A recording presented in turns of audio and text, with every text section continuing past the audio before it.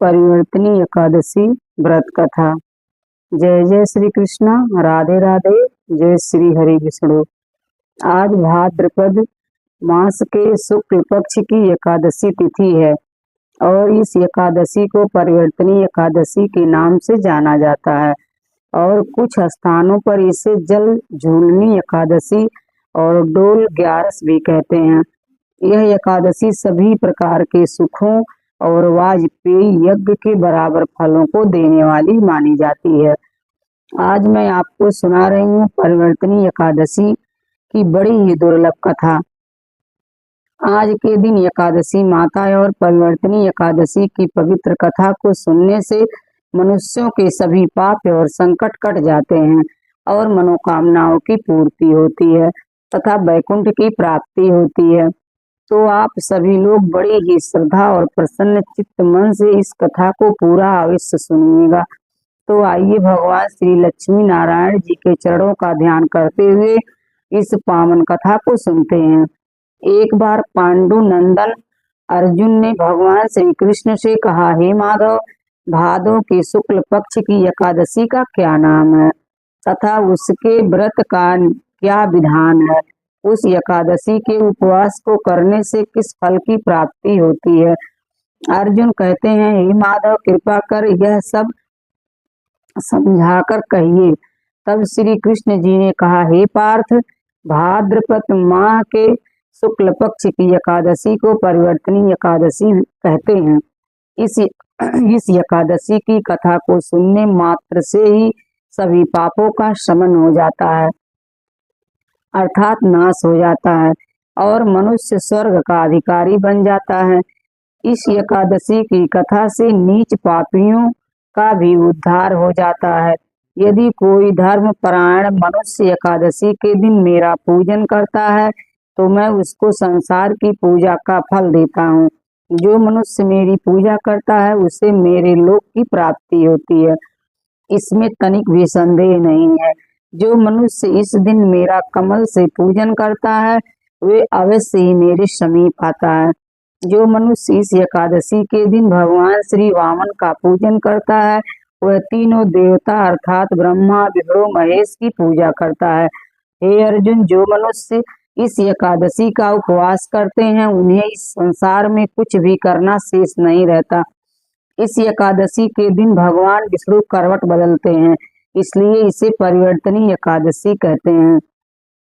यह सुनकर अर्जुन ने कहा, हे जनार्दन, आपके वचनों को सुनकर मैं भ्रम में पड़ गया हूँ कि आप किस प्रकार सोते हैं तथा करवट बदलते हैं। आपने बलि को क्यों बांधा और वामन रूप धारण करके क्या लीलाएं की? कृपया कर सब आप विस्तार पूर्वक कहिए।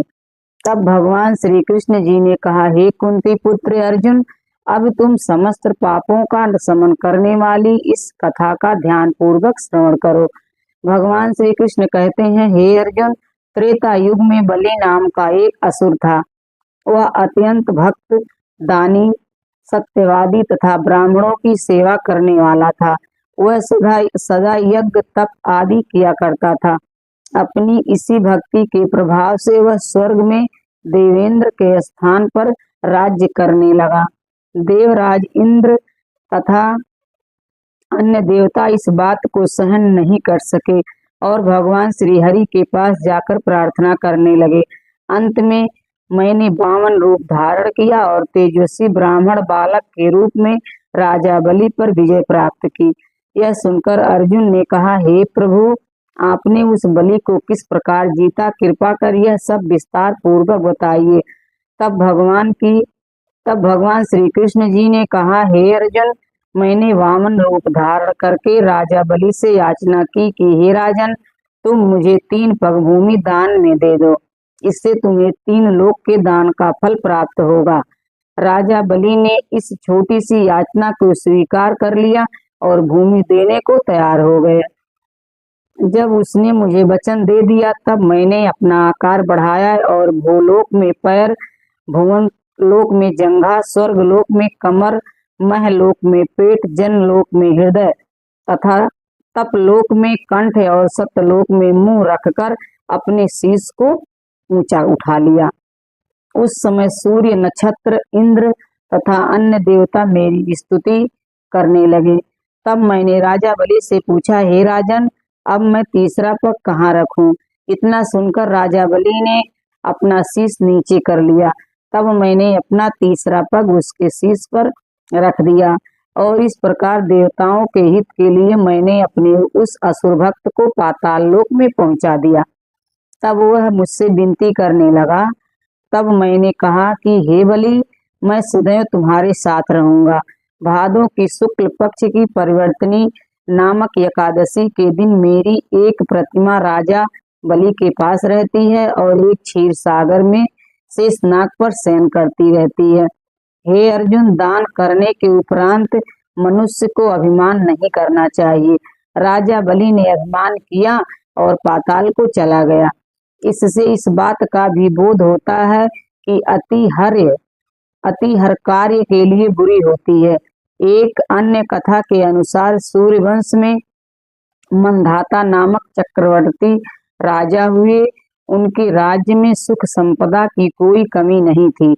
प्रजा सुख से जीवन व्यतीत कर रही थी, परंतु एक समय उनके राज्य में 3 वर्षों तक वर्षा नहीं हुई। प्रजा दुख से व्याकुल थी। तब महाराज भगवान नारायण की शरण में जाते हैं और उनसे अपनी प्रजा के दुख दूर करने की प्रार्थना करते हैं। राजा भादो माह के शुक्ल पक्ष की एकादशी का व्रत करते हैं। इस प्रकार व्रत के प्रभाव स्वरूप राज्य में वर्षा होने लगती है और सभी के कष्ट दूर हो जाते हैं। राज्य में पुनः खुशियों का वातावरण छा जाता है। जल झूलनी एकादशी अर्थात परिवर्तनी एकादशी के दिन जो व्यक्ति व्रत करता है उसे भूमि दान करने और गौ दान करने के पश्चात मिलने वाले पुण्य फलों से अधिक शुभ फलों की प्राप्ति होती है। इसके बाद अर्जुन ने कहा, हे माधव, अब आप मुझे इस एकादशी का महत्व और विधि बताइए। तब भगवान श्री कृष्ण जी कहते हैं कि आज ही के दिन माता यशोदा ने जलाशय पर जाकर मेरे वस्त्र धोए थे। इसी प्रकार इसे जल झूलनी एकादशी कहते हैं और कई स्थानों पर इस दिन भगवान की पालकी यानी डोली में ले जाया जाता है, इसलिए इसे डोल ग्यारस भी कहते हैं। हे अर्जुन, अब इस एकादशी की व्रत विधि बड़े ही ध्यान पूर्वक सुनो। इस एकादशी व्रत का नियम पालन 10वीं तिथि की रात से ही शुरू कर देना चाहिए और ब्रह्मचर्य का पालन करना चाहिए। एकादशी का व्रत नियम पालन 10वीं तिथि की रात से ही शुरू कर देना चाहिए और ब्रह्मचर्य का पालन करना चाहिए। एकादशी के दिन सुबह स्नान आदि करने के बाद साफ कपड़े पहनकर भगवान वामन की प्रतिमा के सामने बैठकर व्रत संकल्प लें। इस दिन यथासंभव उपवास करें। उपवास में अन्न ग्रहण नहीं करें। संभव ना हो तो एक समय फलाहार कर सकते हैं। इसके बाद भगवान वामन की पूजा विधि विधान से करें। भगवान वामन को पंचामृत से स्नान कराएं। स्नान के बाद उनके चरणामृत को व्रती अपने और अपने परिवार के सभी सदस्यों के अंगों पर छिड़कें और उस चरणामृत को पिएं। इसके बाद भगवान को गंध, पुष्प, धूप, दीप, नावेद आदि पूजन सामग्री अर्पित करें। इस दिन पूरे समय भगवान विष्णु का जाप करते रहना चाहिए और साथ भगवान शिव और माता पार्वती का ध्यान करने से भी भगवान श्री लक्ष्मी नारायण जी की कृपा प्राप्त होती है।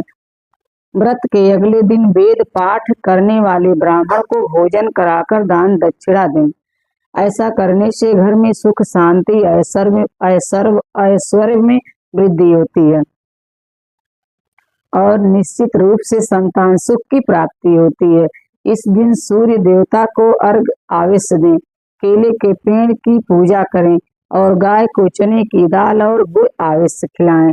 रात्रि जागरण से जन्मों के पाप कट जाते हैं। घर आए हुए किसी भी व्यक्ति का अपमान नहीं करना चाहिए। ओम नमो भगवते वासुदेवाय नमः महामंत्र का जाप जितना अधिक हो सके जाप करना चाहिए। भगवान को तुलसी मिश्रित जल अवश्य पिलाना चाहिए। विष्णु सहस्त्र नाम का जाप एवं भगवान वामन की कथा सुने।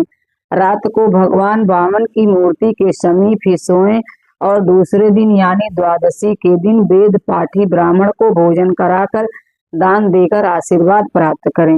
जो मनुष्य यत्र के साथ विधि पूर्वक इस व्रत को करते हुए रात्रि जागरण करते हैं, उनके समस्त पाप नष्ट होकर अंत में वे स्वर्ग लोक को प्राप्त होते हैं। इस एक एकादशी की कथा के श्रवण मात्र से वाजपेयी फल का फल प्राप्त होता है। आइए अब श्रवण करते हैं तुलसी माता की कथा। इस कथा को सुनने से ही एकादशी का व्रत पूर्ण माना जाता है। प्राचीन समय की बात है, एक परिवार में ननद और भाभी साथ साथ रहा करती थी। ननद का विवाह अभी नहीं हुआ था। वह तुलसी जी के पौधे की बहुत सेवा करती थी।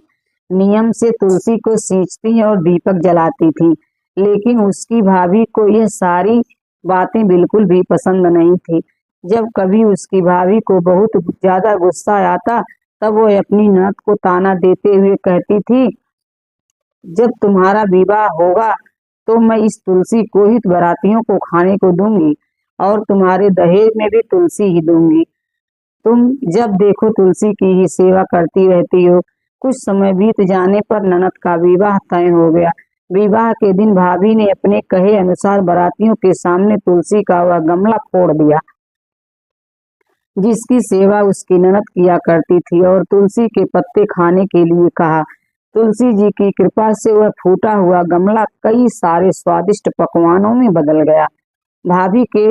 भाभी ने गहने के नाम पर तुलसी की मंजरी से बने हुए गहने अपनी ननद को पहना दिए। देखते ही देखते तुलसी जी की मंजरी से बने वह गहने भी सुंदर सोने जवाहरात में बदल गए। इतना ही नहीं, भाभी ने मारे क्रोध के वस्त्रों के स्थान पर तुलसी का जनेऊ रख दिया और वह भी सुंदर रेशमी वस्त्रों में बदल गया। अब जब ननद अपनी ससुराल में पहुंची तो ससुराल में तो उसके दहेज की बहुत प्रशंसा हुई। यह बात भाभी के कानों तक भी पहुंची तो उसे बहुत आश्चर्य हुआ। उसने सोचा कि उसने तो ननद के गहने, कपड़े और जनेऊ तक तुलसी जी के ही रखे थे और तुलसी की मंजरी रखी थी। यह सब जानकर भाभी को बहुत आश्चर्य हुआ। अब उसे तुलसी की पूजा का महत्व समझ में आ गया था। उस भाभी की भी एक बेटी थी। तब वह अपनी बेटी से कहने लगी कि बेटी, तुम भी तुलसी की सेवा किया करो, तुम्हें भी तुम्हारी बुआ की तरह फल मिलेगा। वह जबरदस्ती अपनी बेटी से तुलसी की सेवा करने को कहा करती, लेकिन बेटी का मन तो तुलसी की सेवा में लगता ही नहीं था। धीरे धीरे समय बीता, भाभी की लड़की बड़ी हो गई। अब उसके विवाह का समय आ गया।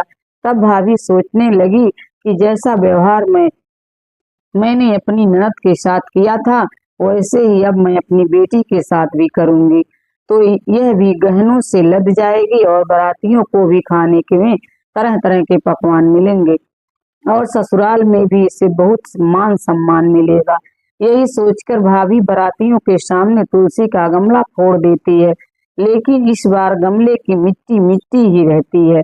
मंजरी और पत्ते भी अपने ही रूप में रहते हैं। जनेऊ ने भी अपना रूप नहीं बदला। और जब भाभी ने सभी बारातियों को खाने में तुलसी के पत्ते दिए, तो यह देखकर सभी लोग और बाराती भी भाभी की बुराई करने लगे। भाभी ने लालच में आकर अपनी बेटी के दहेज में भी तुलसी के पत्ते और मंजरी आदि रख दिए थे।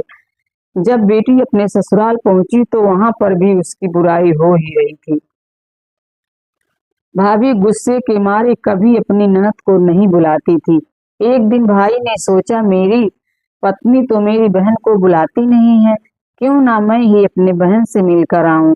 यह सोचकर उसने अपनी पत्नी से कहा और कुछ उपहार अपनी बहन के लिए ले जाने की बात कही, तो भाभी ने थैले में ज्वार भरकर कह दिया कि यह लो और कुछ नहीं है, तुम यही लेकर जाओ। तब भाई बहुत दुखी मन से अपनी बहन के पास चल दिया। रास्ते में सोचता रहा कि कोई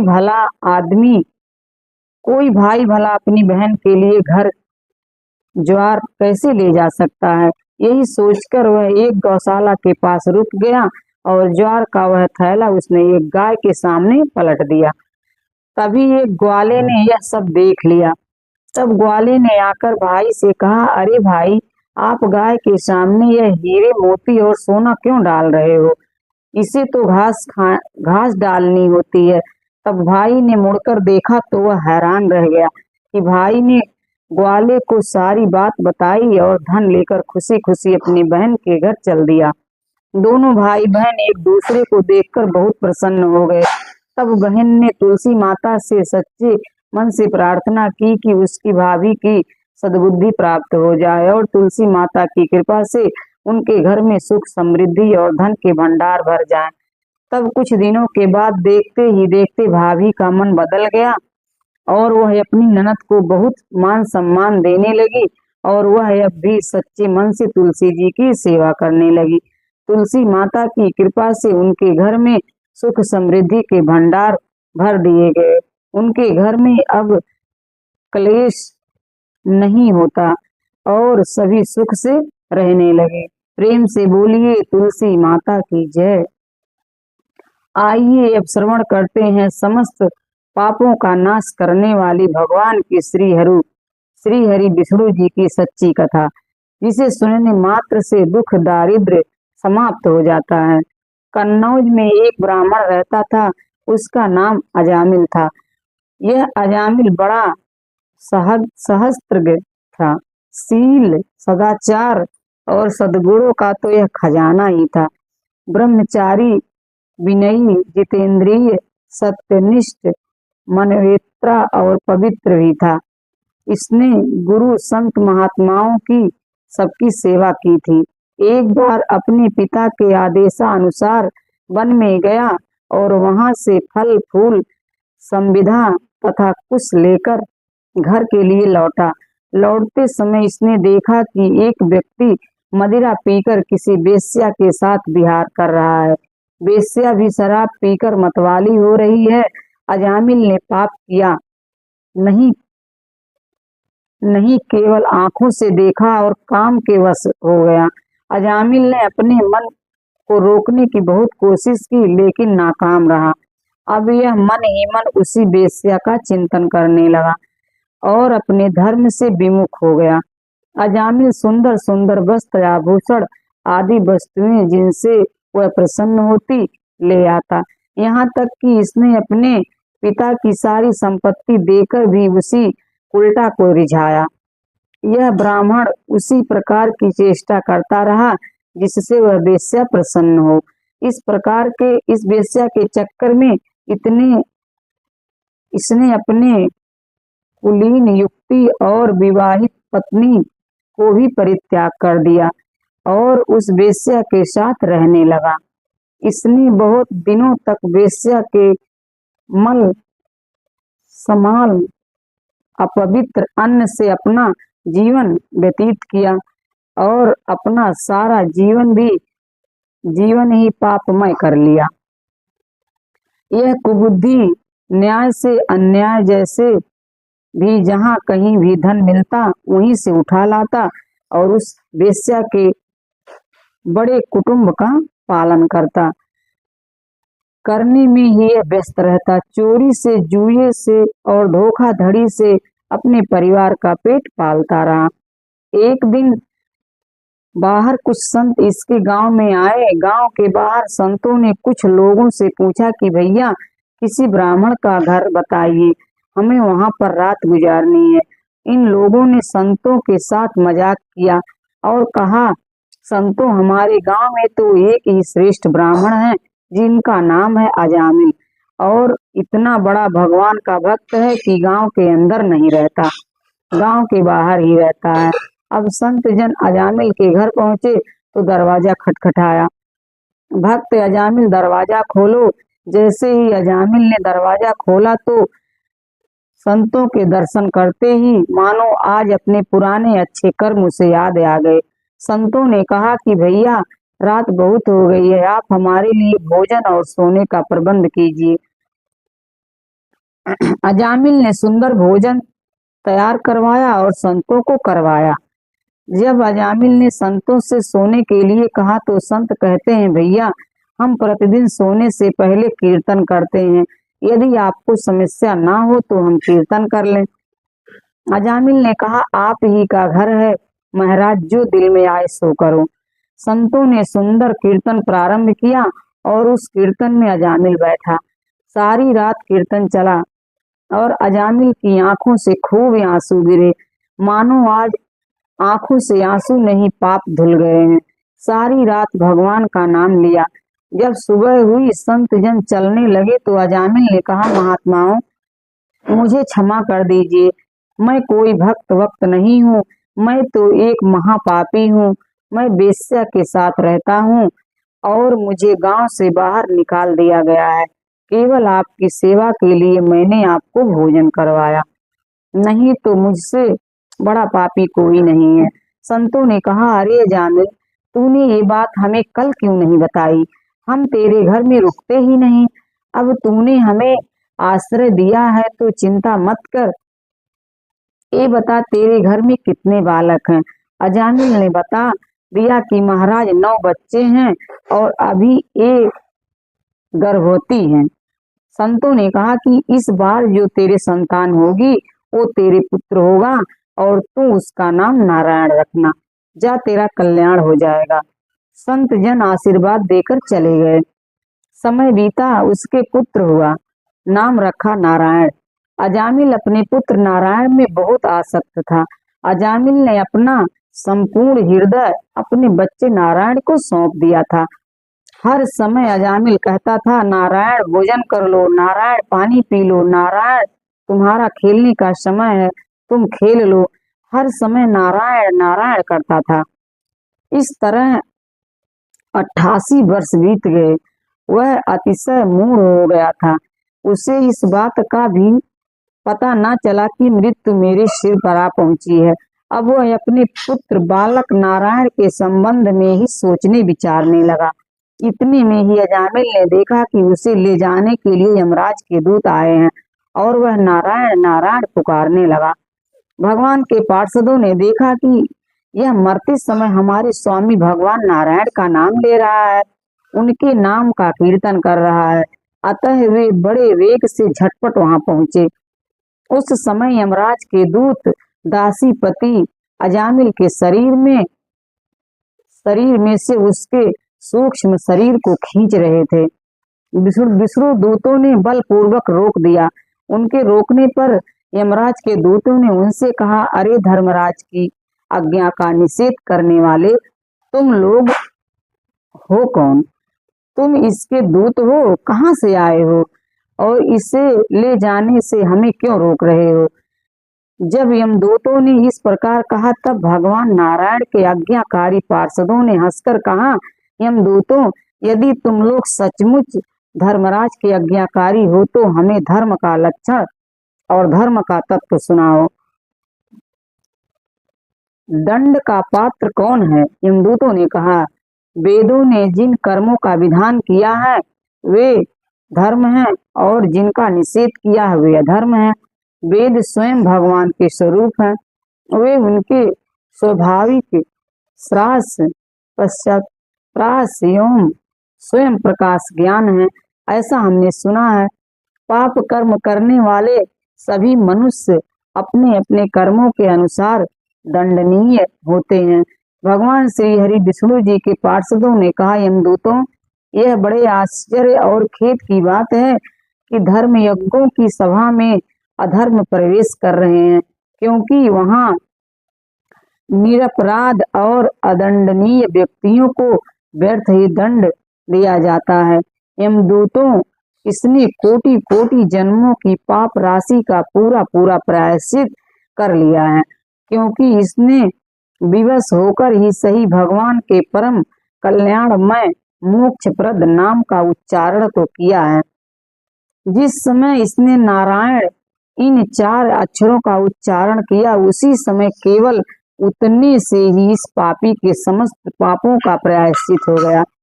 चोर, शराबी, मित्रद्रोही, ब्रह्मघाती, गुरु पत्नीगामी ऐसे लोगों का संहर्षी, स्त्री, राजा, पिता और गाय को मारने वाला, चाहे जैसा और चाहे जितना बड़ा पापी हो, सभी के लिए यही इतना ही सबसे बड़ा प्रायश्चित है कि भगवान के नामों का जाप किया जाए, क्योंकि भगवान नामों के उच्चारण से मनुष्य की बुद्धि भगवान के गुण लीला और स्वरूप में रम जाती है और स्वयं भगवान की उसके प्रति आत्मीय बुद्धि हो जाती है। तुम लोग अजामिल को मत ले जाओ, इतने सारे पापों का प्रायश्चित कर लिया है, इसने सारे पापों का प्रायश्चित कर लिया है, क्योंकि इसने मरते समय भगवान के नाम का उच्चारण किया है। इस प्रकार भगवान के पार्षदों ने भागवत धर्म का पूरा पूरा निर्णय सुना दिया और अजामिल को यमदूतों के पास से छुड़ाकर मृत्यु के मुख से बचा लिया। भगवान की महिमा सुनने से अजामिल के हृदय में शीघ्र ही भक्ति का उदय हो गया। अब वह अपने पापों को याद करके बड़ा पश्चाताप करने लगा। अरे मैं कैसा इंद्रियों का दास हूँ, मैंने एक दासी के गर्भ से पुत्र उत्पन्न करके अपना ब्राह्मण तत्व नष्ट कर दिया। यह बड़ी दुख की बात है, धिक्कार है, मुझे बार बार धिक्कार है। मैं संतों के द्वारा निंदित हूँ, पाप आत्मा हूँ। मैंने अपने कुल में कलंक का टीका लगा दिया। मेरे माँ बाप बूढ़े और तपस्वी थे, मैंने उनका भी परित्याग कर दिया। मैं कितना कृतघ्न हूँ। मैं अब अवश्य ही अत्यंत भयावन के नरक में गिरूंगा, भयावने नरक में गिरूंगा, जिसमें गिरकर धर्मघाती पापात्मा कामी पुरुष अनेक प्रकार की यातनाओं भोगते हैं। कहाँ तो मैं महाकपटी पापी निर्लज्ज और ब्रह्म तेज को नष्ट करने वाला, तथा कहाँ भगवान का वह परम मंगलमय नारायण का नाम। सचमुच मैं तो कृतार्थ हो गया। अब मैं अपने मन, इंद्रिय और प्राणों को बस में करके ऐसा प्रयत्न करूंगा कि फिर अपने को घोर अंधकार में नरक में न डालूं। मैंने यमदूतों से डर के अपने पुत्र नारायण को पुकारा और भगवान के पार्षद प्रकट हो गए। यदि मैं वास्तव में नारायण को पुकारता तो क्या आज श्री नारायण मेरे सामने प्रकट नहीं हो जाते। अब अजामिल के चित्त में संसार के प्रति तीव्र वैराग्य हो गया। वे सबसे संबंध और मोह को छोड़कर हरिद्वार चले गए। उस देव स्थान में जाकर भी भगवान के मंदिर में आसन पर बैठ गए और उन्होंने योग मार्ग का आश्रय लेकर अपनी सारी इंद्रियों को अन्य विषयों से हटाकर मन भगवान श्री हरि विष्णु में लीन कर लिया और मन को बुद्धि में मिला दिया। इसके बाद आत्मचिंतन के द्वारा उन्होंने बुद्धि को विषयों में पृथक कर लिया तथा भगवान के धाम अनुभव स्वरूप पर ब्रह्म में जोड़ दिया। इस प्रकार जब अजामिल की बुद्धि त्रिगुणमयी प्राकृति से ऊपर उठकर भगवान के स्वरूप में स्थित हो गई, तब उन्होंने देखा कि उनके सामने वे ही चारों पार्षद जिन्हें उन्होंने पहले देखा था खड़े हैं। अजामिल ने सिर झुकाकर उन्हें नमस्कार किया। उनका दर्शन पाने के बाद उन्होंने उस तीर्थ स्थान में गंगा के तट पर अपना शरीर त्याग दिया और तत्काल भगवान के पार्षदों का स्वरूप प्राप्त कर लिया। अजामिल भगवान के पार्षदों के साथ स्वर्गमय विमान पर आरूढ़ होकर आकाश मार्ग से भगवान लक्ष्मीपति के निवास स्थान बैकुंठ को चले गए। जय श्री कृष्णा, राधे राधे। अगर वीडियो पसंद आई हो तो हमारे चैनल को सब्सक्राइब करें। धन्यवाद।